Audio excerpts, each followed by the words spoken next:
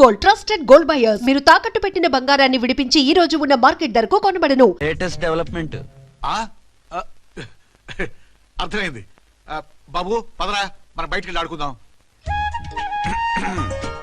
ఏంటలా చూస్తున్నారు? రోజు రోజుకి నీ అందం ఇంకా అందంగా కనిపిస్తుంటాను. అబ్బా వదలండి. పెళ్ళాలు చెప్పే పరమ రొటీన్ డైలాగ్ ఇదే. స్టేషన్కి వెళ్ళొద్దా? నీ జీవితమే ఒక పోలీస్ స్టేషన్, అందులో నువ్వు ఒక ఖైదీవి, నీ మొగుడు ఒక inspector. You are under arrest. మీకు అసలు పగలు రాత్రి తేడా తెలియడం లేదు. ఓ సిప్పిచ్చిదానా, నిన్ను కలుసుకున్న తర్వాత నెలలు సంవత్సరాలే మర్చిపోయాను. ఇక పగలు రాత్రి ఏం గుర్తుంటాయి? వద్దండి ప్లీజ్. వద్దనుకే ప్లీజ్. టైం అయిపోతుందండి. పర్వాలేదులే, అక్కడ ఇక్కడ నేనే కదా నీ మొగుడిని.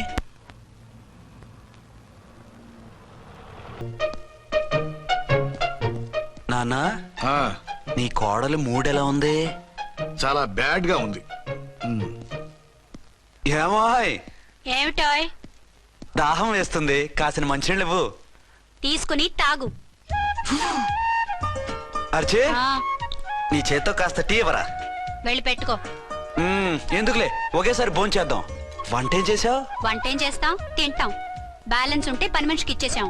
ఆహా, పతివ్రత అంటే నువ్వేనే. నాకు ఈ పూట ఆకలిగా ఉండదని ముందుగానే కనిపెట్టేశావు. వైఫా మజాకా? షడప్. నీది మంచి మనసు కాబట్టి ఆ మాటతో ఊరుకున్నావు. అదే ఇంకో పెళ్ళాం అయితేనా? మీకు ఇంకో పెళ్ళం కూడా ఉందా? చిచి చిచి చి, ఇంకోటి పెళ్ళాం అనబోయి ఇంకో పెళ్ళాం అనిసా. ఏంట్రా కోపమా? కాదు, తాపం. అయితే నేను తీర్చేస్తాగా. నన్ను ముట్టుకోకండి. అయ్యో, ఏ పొద్దున ఎస్పీ గారి ముందు అంత బిల్డప్ ఇవ్వాలా? ఏదో ఒకటి సర్ది చెప్పచ్చుగా. అక్కడికి మీరేదో సిన్సియర్ అయినట్టు, నేను చావటం అయినట్టు. అంటే చట్టానికి ధర్మానికి అదేంటి కింద పడుకున్నావు?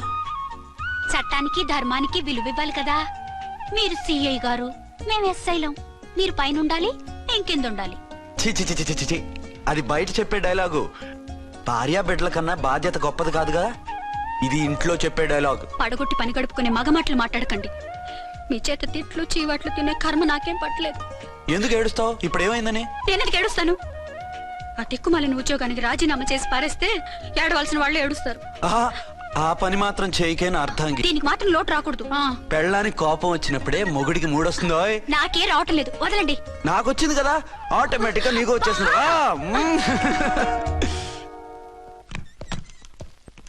అర్చన సార్, ఈ రోజు నా మినిస్టర్ తమ్ముడి కేసు ఫైనల్ హియరింగ్ అవుతుంది. ఎవిడెన్స్ అన్ని పక్కగా ఉన్నాయి కదా? సార్. లేదంటే తన తమ్ముడిని విడిపించుకోవడానికి ఆ మినిస్టర్ తన పవర్ అంతా ఉపయోగించి కేసును తారుమారు చేస్తాడు. లేదు సార్, అన్ని పక్కగా ఉన్నాయి. ఖచ్చితంగా లైఫ్ పడుతుంది. గుడ్, వాడిని తీసుకెళ్ళు. వీడిని ఇక్కడికి ఎందుకు తీసుకొచ్చారు? నాన్న ఇంట్లో లేడు, నేను అర్జెంట్ గా బయటకు వెళ్ళాలి. వీడేమో ఏడుస్తున్నాడు, ఏం చేయాలో తెలియక. నేను కోర్టుకు వెళ్ళాలండి. సరే ఇవ్వండి. లేదమ్మా లేదు, లోపల ఎస్పీ గారు ఉన్నారు. ఓకే.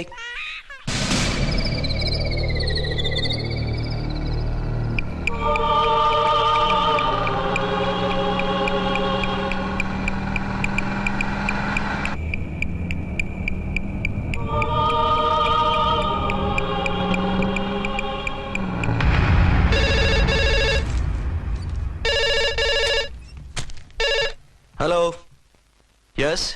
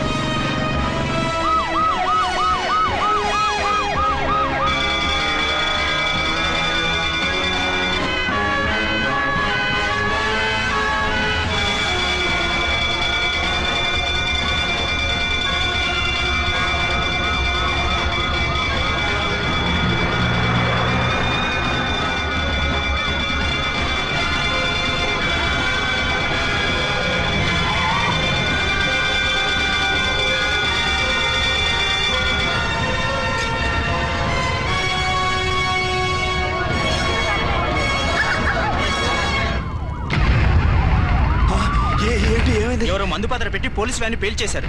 అందులో మనుషులు పాపం అంతా కాలిపోయారు, ఎవరు బతకలేదు. అర్చనా!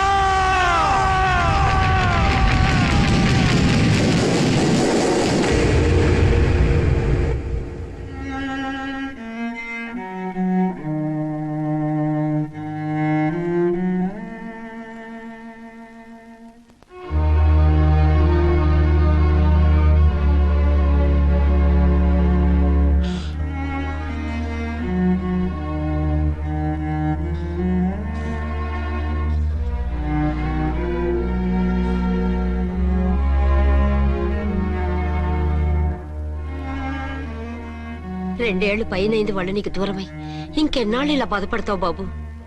నేను ఇలా చూస్తూ నేను తట్టుకోలేనురా. నువ్వు మళ్ళీ మామూలు మనిషి కావాలి. నువ్వు మళ్ళీ పెళ్లి చేసుకోవాలి. నాన్న, అవునరా. మరో పెళ్లి చేసుకుని నా అర్చనకు ద్రోహం చేయలేను. నిద్రాహారాలు మానేసి ఇలా కుమిలిపోతూ పిచ్చివాడు అయిపోయి మాకు ద్రోహం చేస్తావా? నిన్ను అర్చన్ని మర్చిపోమని చెప్పటం లేదు బాబు. అర్చనికి దూరమైన బాధను మర్చిపోమంటున్నావు. నా బిడ్డ ఎలాగూ పోయింది, కనీసం నువ్వైనా సుఖపడు. ఈ మాట అత్తగా కాదు బాబు, తల్లిగా చెప్తున్నాను. నేను అర్చన భర్తగానే బతుకుతాను తప్ప మరొకరి భర్తను కాను. నీకు చనిపోయిన భార్య ఒక్కరితే కాదురా, బతుకున్న తండ్రి కూడా ఉన్నాడు. నేను ఓ భార్యకి భర్తలేరా. భార్య లేని జీవితం ఎంత నరకమో నాకు తెలుసు. మీ అమ్మను మర్చిపోలేక ఆత్మహత్య చేసుకుందాం అనుకున్నాను. కానీ తల్లి లేని వాడివి, తండ్రి కూడా లేని అనాథగా మిగలకూడదని ఇంకా బతుకున్నాను రా. దాన్ని మర్చిపోలేకే ఈ తాగుడుకు అలవాటు పడ్డాను. నువ్వు నాలా కాకూడదు. ఈ వంశం నీతోనే అంతరించిపోకూడదు. నీకో తోడు, ఈ ఇంటికి ఆడదికో కావాలిరా. చనిపోయిన భార్య మీద ఉన్న ప్రేమ బతికున్న ఈ తండ్రి మీద ఉంటే పెళ్లి చేసుకో. లేదంటే చెప్పు, ఏ రైలుకెందో తలబిడి చస్తాను. కాదనకు బాబు. మీకోసం కాకపోయినా మా కోసమైనా ఈ పెళ్లి చేసుకోండి సార్. మీరు ఈ పెళ్లి చేసుకుంటే పైన అమ్మగారు కూడా సంతోషిస్తారు. సరే, మీ ఇష్టం. రంగోటి, ఇప్పుడు నాకు చాలా ఆనందంగా ఉందిరా. ఈ శుభ సందర్భంలో ఫుల్ పీకేస్తారా? లేదు, ఈ రోజు నుంచి నేను మందు మానేస్తున్నా. సార్ ఇదిగో, ఈ రోజు నుంచి నీ డ్యూటీ అల్లుడు గారి దగ్గర కాదు, మా దగ్గర. పద అమ్మాయిని చూద్దాం. అలా అయితే మంచి పోజులో ఉన్న అబ్బాయి గారి ఫోటో ఒకటి తీసుకోండి, పెళ్లి కూతురు చూపిద్దాం. అబ్బాయి బాగానే ఉన్నాడు. ఒరిజినల్ ఫిగర్ చూస్తే ఇంకా బాగుంటాడండి, కత్తిలా ఉంటాడు. చూసుకోవడానికి బాగుంటాం కాదు, చేసుకోవడానికి బాగుండాలి. నా సిద్ధాంతాలకి ప్రిన్సిపల్స్ కి తగ్గట్టుగా ఉండాలి. అంటే నా కాబోయే భర్త శ్రీరామచంద్రుడిలా ఉండాలి. అంటే నామాలు కిరీటాలు పెట్టుకుని బాణాలు వదులుతున్నారండి. షటప్. గెటప్ లో కాదు, బుద్ధిలో రాముడు లాంటి వాడై ఉండాలి. లాంటి వాడేంటమ్మా, శ్రీరామచంద్రుడే అనుకో. రాముడైనా సుర్పడకను చూసాడేమో కానీ మా వాడు డ్యూటీలో లేడీ కానిస్టేబుల్ ఉంటే షూస్ తప్ప ఫేస్ చూడడు. కట్నం పైసా అడగకూడదు. మా సీఏ గారికే బోల్డ్ అంత ఉంది. కాకపోతే మా వాడికి ఇదివరకే పెళ్ళయిందా? అబ్బే లేదమ్మా, ఇదే మొదటి పెళ్లి. ఇది వరకు ఎన్ని సంబంధాలు వచ్చినా అతను చేసుకోనున్నా అంట. ఏ ఏదైనా ప్రాబ్లమా? కాదు, అమ్మాయిలు నచ్చక నీ ఫోటో చూసి బాగా ఇంప్రెస్ అయ్యంట. నువ్వు గనక ఓకే అంటే నాకు ఓకే. అదేంటండి, అబ్బాయికి రెండో పెళ్లి అమ్మాయి చెప్పలేదే? చెప్తే ఒప్పుకోదని. అందుకని అబద్ధం చెప్పి పెళ్లి చేస్తారా? ఉద్యమాలని విప్లవాలని తిరిగి దీన్ని చేసుకోవడానికి ఎవరూ ముందుకు రావడం లేదు. రాక రాక మీ సంబంధం వచ్చింది. రైటే, కానీ రెండో పెళ్లి గురించి చెప్పకుండా పెళ్లి చేస్తే ఆ 3 ముళ్ళు పడి 3 రాత్రులు గడిస్తే అన్ని సర్దుకుంటాయి. అంటే మోసం చేసి చేయటం. ఇందులో మోసం ఉంది. ఇదేమన్నా మొదటి భార్య బిడ్డల్ని పెంచాలా, ఆ భార్యతో భర్తను పంచుకోవాలా? అది కాదండి, అమ్మాయి బాగా ఫాస్ట్. ఒక పెళ్లిలో చూసాం, తర్వాత ఏదైనా గొడవ చేస్తే. అలా చేస్తే నా కూతురే కదమ్మా నష్టపోయేది. ఆయనంత ధైర్యంగా చెప్తున్నప్పుడు మనకేంటండి? మీరు కాదంటే దానికి ఈ జన్మలో మొగుడు దొరకడు. కాదనకండి. సరే, మీ ఇష్టం. నా ఇష్టం. సరే, అమ్మాయికి అన్నీ చెప్పారా? అన్ని అంటే ఒక్క మీ పెళ్లి గురించే కాదు, మన ఫ్యామిలీ బ్యాక్గ్రౌండ్ గురించి కూడా చెప్పేసి. అవునవును, ఏమంది? చాలా బాధపడింది, జాలి పడింది, నిన్నే చేసుకోవాలని ఆశపడింది. నువ్వు కూడా ఊ అన్నావంటే. సరే, కాదు. అదేంటండి, అమ్మాయి దగ్గర ఎలాగో నిజం దాచాం, అబ్బాయి దగ్గర దాచడం ఎందుకు? దాయకపోతే వీడు అసలు పెళ్లి వద్దంటాడయ్యా. తర్వాత అయినా తెలుస్తుంది కదండి. ఆ పిల్లబాబు చెప్పాడుగా, 3 ముళ్ళు పడి 3 రాత్రులు గడిస్తే అన్ని సర్దుకుంటాయని. అదే పని మనవాడు చేస్తాడు. కాముగా పెళ్లి చేసేసి వెంటనే అన్ని మును పంపించేద్దాం. ఇలా కూర్చోండి సార్. అది. Happy honeymoon. Thank you. పిల్ల ఎంత అయిందిరా? 10,000. 10,000. అయితే ఓ పని చేయి, ఈ 1000 రూపాయలు ఎంచుకుని ఇదే 10,000 అనుకో. వర్కౌట్ అవుదండి. పోనీ ఓ పని చేయరా, ఈ బిల్డింగ్ రాసిస్తాను, వర్కౌట్ అవుతా? వర్కౌట్ అవుతుంది సార్. వస్తాను. సార్ ఏంటి సార్ ఇది చూడండి. ఇవి రాంకోటి వాడితో బేరాలంటాయా? ఇది ఒకటి ఇచ్చి పంపించు.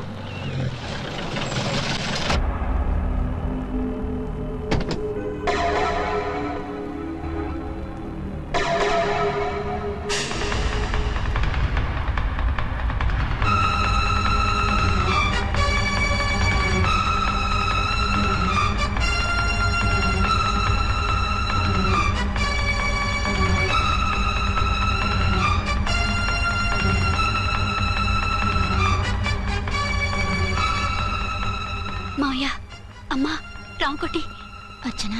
నువ్వు చనిపోలేదు మావయ్య, బతికే ఉన్నాను. ఆయన ప్రేమే నన్ను బతికించింది. బాబు మీ మనవడు. రే నాన్న, ఇలా రారా రారా. ఎన్నాళ్ళు ఎక్కడున్నావు? మర్చిపోయావా? ఏమైపోయావు? ఆ వివరాలన్నీ తర్వాత చెప్తాను. ఆయనేరి లోపలన్నారా? లేరు మేడం, ఏం ఆఫీస్కి వెళ్ళారా? ఊటీకి వెళ్ళారు. డ్యూటీ మీద వెళ్ళారా? అవునమ్మా, డ్యూటీ మీద వెళ్ళారు. అక్కడ ఏ హోటల్ ఎదిగారు? తాజ్ రెసిడెన్సీ. నువ్వు లోపలికి పోదమ్మా, మాట్లాడుకుందాం. లేదమ్మా, నేను ముందు ఆయన చూడాలి. నేను ఇప్పుడే ఊటీ వెళ్తాను. ఎందుకమ్మా?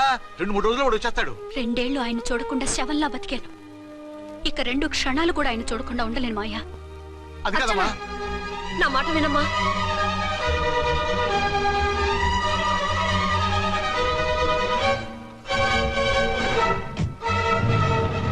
ఇప్పుడెలా? అదే అర్థం కావట్లేదు.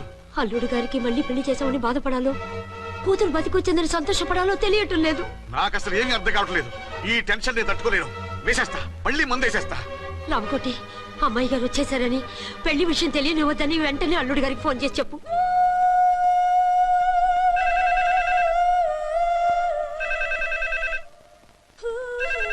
ஹலோ ஆறுமுகம் பேசுறேன். 5 டன் டீ பொடி அனுப்ப சொல்லியாச்சு. இதுவரை வரல, என்னாச்சு? రాంగ్ నెంబర్ అయ్యా. ఏంటి ఇప్పటి వరకు యమా ఫాస్ట్ గా ఉన్నావు, సడన్ గా ఎంత సిగ్గు వచ్చేసింది? ఆడది తల వంచి సిగ్గుపడేది పెళ్లిలోను, తను వంచి సిగ్గుపడేది శోభన రోజున. అలాగా. Hello, Send one large whiskey to room number 201. hey, this is not room service. Good evening sir, may I help you? We are busy.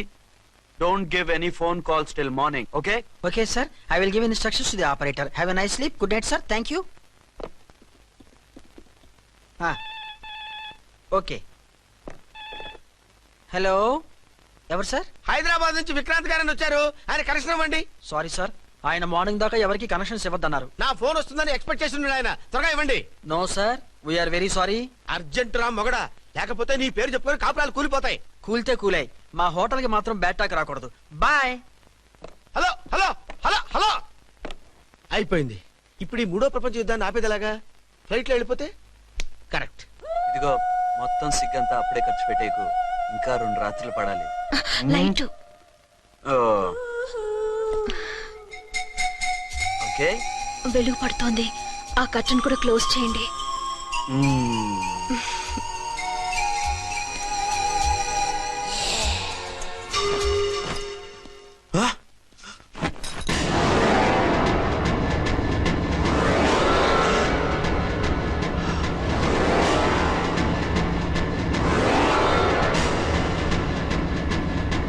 ఏంటలా తొంగి చూస్తున్నారు? ఏం లేదు, ఇప్పుడే వస్తాను.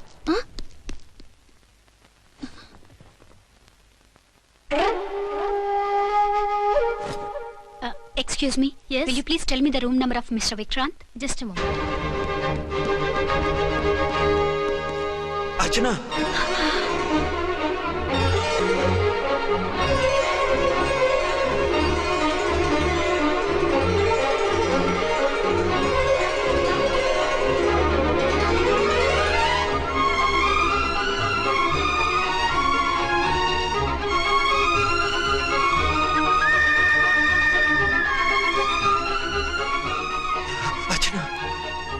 నువ్వు?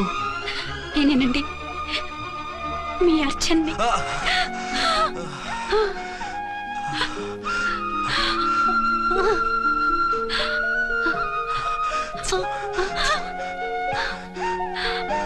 మన బాబండి.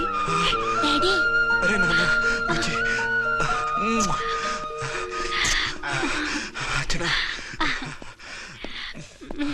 Excuse me, excuse me, excuse me, excuse me ఇక్కడ బహిరంగ ముద్దుల నిషేధం, పక్క వాళ్ళకి ఇబ్బంది కదా, కొంచెం కంట్రోల్లో ఉండండి. Thank you, bye.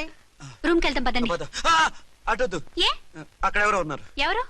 తర్వాత చెప్తాను. నేను ఇంకో రూమ్ తీసుకొస్తాను ఉండు. మిమ్మల్ని ఎప్పుడెప్పుడు చూస్తానా, అసలు చూడగలనా అని భయపడిపోయాను. అసలు ఇన్నాళ్ళు ఎక్కడున్నావు, ఏమైపోయావు? ఆ రోజు మినిస్టర్ తమ్ముడిని తీసుకుని కోర్టుకెళ్తుంటే వాళ్ళ మనుషులు అటాక్ చేసి నన్ను బాబుని కిడ్నాప్ చేసి వ్యాన్ని పేల్చేశారు. దేనికి? సాక్ష్యాధారాలు లేకపోతే కేసు కొట్టేస్తారని. ఏదైనా గొడవైతే నన్ను అడ్డం పెట్టుకుని తప్పించుకుందామని. అంటే ఈ 2 ఏళ్ళు నన్ను బాబుని వాళ్ళ దగ్గరే బంధించుంచారు. మొన్న కోర్టులో ఆ కేసు కొట్టేశాక మమ్మల్ని వదిలిపెట్టేశారు. వాళ్ళు ఇప్పుడు ఎక్కడున్నారు? దేశం విడిచిపెట్టి పారిపోయారు. మీరెలా ఉన్నారు? నువ్వు లేకపోతే ఎలా ఉంటానో నీకు తెలీదా? కాకపోతే నువ్వు చనిపోయావు అనుకుని. హలో, నేనండి ఝాన్సీని. ఎక్కడున్నారు? ఇక్కడే పక్కనే ఉన్నాను.